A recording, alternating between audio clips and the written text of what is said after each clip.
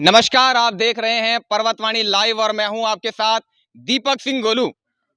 भाई सच क्यों ना बोलूं, सच दिखाना ही मेरा काम है। और जैसा कि आप जानते हैं कि मैं लगातार आपको जोड़ रहा हूं जनहित की खबरों से और उठा रहा हूं जनहित के मुद्दों को, इसीलिए आज जन जन की आवाज बन रहा है पर्वतवाणी लाइव। जी हां, 1 महीने से अधिक का समय बीत चुका है, लगातार आपको दिखा रहे हैं कि अंकिता हत्याकांड में प्रत्येक दिन क्या कुछ नई अपडेट है। और आज पुनः मैं पहुंचा हूं वनंतरा रिसोर्ट के बाहर। पीछे आप देख रहे हैं, तस्वीरें आपको दिखा रहे हैं। और एक खबर हमने कल आपको दिखाई थी कि वनंतरा रिसोर्ट के पीछे बनी जो कैंडी फैक्ट्री है विनोद आर्य की, उसमें भीषण आग लगी। लगभग 2 फायर ब्रिगेड की गाड़ी आई और तब जाकर इस आग पर काबू पाया गया। हालांकि आग का कारण क्या है लगने का भी ये स्पष्ट नहीं हुआ, ये जांच का विषय है। लेकिन आज मैं पुनः यहां पर आया हूं। आग तो बुझ गई है, लेकिन जो आंदोलनकारी हैं उनके मन में आग जो लग रही है वो बुझने का नाम नहीं ले रही, और जनता के मन में भी जो आग लगी है वो भी नहीं बुझ रही है। इसलिए मैं यहाँ पर पुनः आ चुका हूँ। तमाम मेरे साथ आप देख रहे हैं कुछ साथी हैं, आंदोलनकारी भी हैं और हमारे भाई हैं गैरोला जी, उनसे भी बात करेंगे कि आज ये लोग यहाँ पर क्यों पूछ गए। भाई मीडिया के लोग तो प्रत्येक दिन आ रहे हैं, लेकिन आज ये यहाँ पर पहुंचे हैं, इसका क्या कारण है। तो सबसे पहले उन्हीं के पास जाऊंगा। राजेंद्र भाई, लड़ाई लगातार आप लोग लड़ ही रहे हैं, लेकिन आज वनंतरा आने का क्या कारण है? अब तो यहाँ कुछ भी नहीं है, सब कुछ तो मिटा दिया।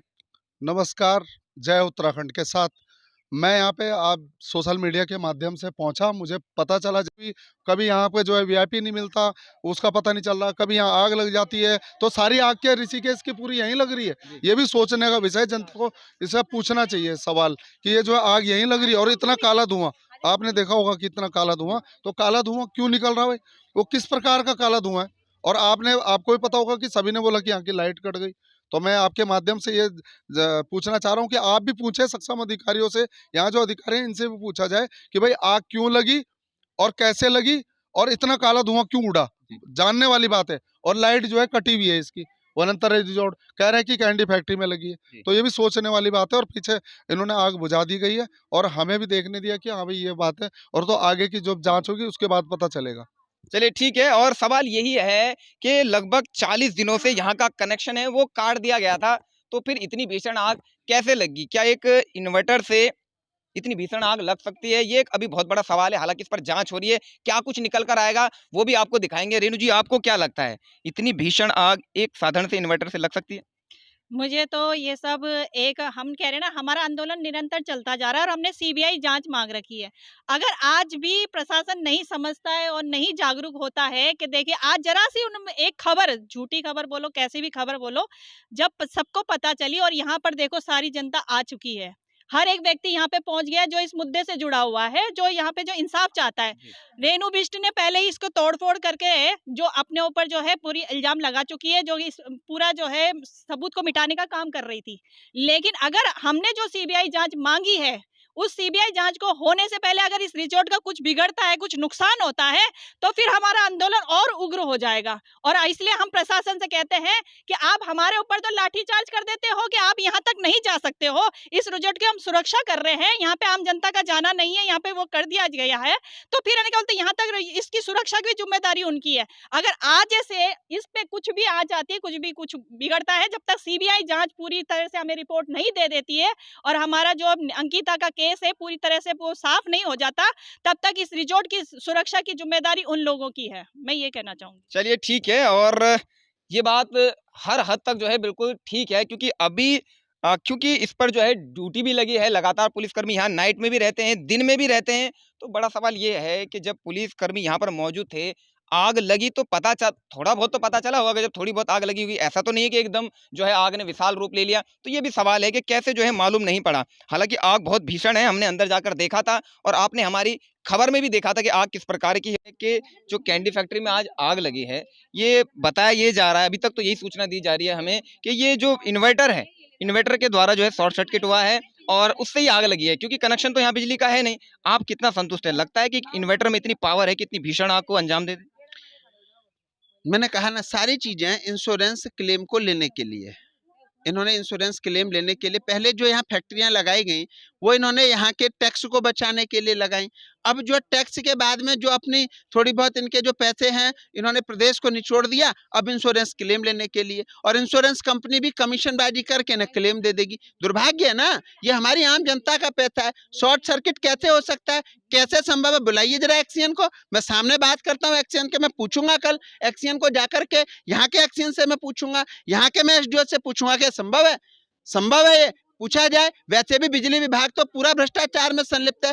फायर कहाँ था? उन्होंने जब मानक नहीं पूरे करे तो कंपनी कैसे चालू हो गई? जरा फायर वालों को शर्म नहीं आ रही है? पूरे भ्रष्टाचार में दिवाली पे गरीबों के पटाखों के लिए तो उन लोगों के पास एनओसी देने के लिए नहीं, पैसे लेते हैं, पैसे लूट लपेट 1000-2000 रुपए पर दुकान वाले से उनका फिक्स हो गया था। मैं कई साक्ष्य दे दूंगा। और आज देखिए इतनी बड़ी कंपनी में इन लोगों ने फायर का कोई मानक नहीं, और फायर के मानक के बिना कैसे कंपनी चल रही, कैसे इनको एनओसी दे दी, कैसे कंपनी आज प्रदेश में चल रही है, कैसे एमडीडीए के जब इनका नक्शा पास नहीं था तो कैसे फैक्ट्री लग गई, कैसे फैक्ट्री चल गई आज वन। और सारी घटनाएं वनांतरा के अगल बगल में क्यों हो रही है? वन सारे जितनी भी घटनाएं पहले रातों रात विधायक ने तोड़ दिया, डीएम ने कोई कार्रवाई नहीं करी, और आज ये देख ही लीजिएगा इस लोकतंत्र की हत्या हो रही है। ऐसे निंदनीय बयान यहाँ के नेताओं द्वारा दिए गए हैं, जो ये हमारी न्यायमूर्ति जो मंच बनी हुई इनके लिए इनको निंदन में, इसका पूरा करियर तबाह हो जाएगा। पिताजी दादाजी लोगों ने पैसे कमाए, जनता का शोषण किया, अलग अलग पार्टियों में एकत्रित हो गए, अलग अलग पार्टियों में गए, वहां से पेट नहीं भरा, नया दल खड़ा कर दिया,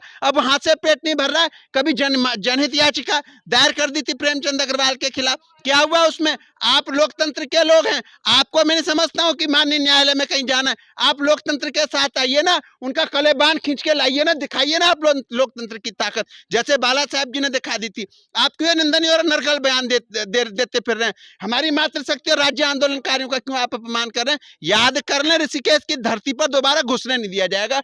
ऐसे फर्जी नेताओं को मैं बार बार कहता हूं, फर्जी नेता अपने बयानों को सोच समझ के दें। अगर जनता जाग गई तो घर से खींच कर दौड़ा कर इनके साथ में दिखा दिया जाएगा कि ये क्या है और क्या कर सकते हैं। और ये दलाल हैं, भाजपा के गुर्गे हैं, ये ऐसे लोगों के गुर्गे हैं जो कि मतलब यहाँ पर पहले आते हैं, फिर पैसे खाते हैं, पैसे लूटते हैं, और फिर उसके बाद उन्हीं के खिलाफ भाषा बोलते। की तारे का बाप विनोद आर्य हरिद्वार में दारू पी के घूम रहा है। अभी परसों मेरे दोस्त को मिला था चंडी घाट पे, तो रॉन्ग साइड से आ रहा था, हाईवे विनोद आर्य रॉन्ग साइड से आ रहा था, तो जब वो निकल रहे तो उसने गाली दे दी। तो जब उसने ये बोला कि तुम उसी पुलकित आर्य के बाप हो ना जिसने अंकिता भंडारी को मारा है, तो फिर मुंह छिपा के भाग गया वहां से।